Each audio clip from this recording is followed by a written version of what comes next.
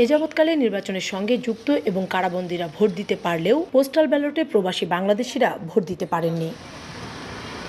পট পরিবর্তনের পর অন্তর্বর্তী সরকার প্রবাসী বাংলাদেশি ভোটারদের ভোটে অন্তর্ভুক্ত করতে আগ্রহ প্রকাশ করায় এ নিয়ে কাজ শুরু করে নির্বাচন কমিশন। প্রবাসীরা কোন পদ্ধতিতে সহজে ভোট দিতে পারবে তা নিয়ে ইসি একটি কমিটি গঠন করে। মঙ্গলবার সংবাদ সম্মেলনে কমিশনার আবুল ফজল মোহাম্মদ সানাউল্লাহ বলেন, কমিটি পোস্টাল ব্যালট, অনলাইন সিস্টেমে ভোট ও প্রক্সি ভোটের সুযোগ রেখে প্রস্তাবনা দিয়েছে। এটি একটি সাশ্রয়ী পদ্ধতি হতে হবে এবং সর্বোপরি সার্বজনীন পদ্ধতি হতে হবে, যাতে করে বিদেশে বসবাসরত সকল ধরনের প্রবাসী Bangladeshi irrespective of their level of education যেন এটা সহজে ভোটটা দিতে পারে। আগামী নির্বাচনে প্রবাসীদের আকাঙ্ক্ষা ও প্রত্যাশা পূরণ করতে হলে প্রক্সি ভোটে যেতে হবে বলে মনে করছে কমিশন। আগামী নির্বাচনের জন্য যদি সত্যিকার অর্থে আমাদের প্রত্যাশা পূরণ করতে হয় এবং মাননীয় প্রধান উপদেষ্টাও যেটা বলেছেন সেইভাবে যদি আমরা প্রবাসীদের প্রত্যাশাটাও যদি আমরা পূরণ করতে চাই, তাহলে আমাদেরকে প্রক্সি ভোটিংয়ে যেতে হবে। প্রক্সি ভোটের সম্ভাব্য পদ্ধতি ঠিক করার পর রাজনৈতিক দলসহ বিভিন্ন স্টেক হোল্ডারদের সঙ্গে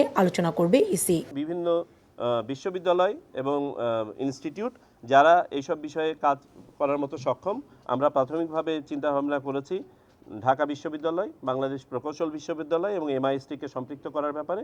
এর বাইরেও যদি কোনো প্রতিষ্ঠান আমরা পাই রেলেভেন্ট, যারা এই নিয়ে আমাদেরকে উপাত্ত দিয়ে সহায়তা করতে পারে, তাদেরকে ইনভাইট করব। রাজনৈতিক দলগুলো রাজি হলে বর্তমান আইনের পরিবর্তন করতে হবে বলেও জানান কমিশনার। উদ্দেশ্যে দেয়া ভাষণে প্রবাসী বাংলা কাউসার চৌধুরী কুমু, সময় সংবাদ, ঢাকা। কিছু বক্তব্য তুলে ধরেছেন। তার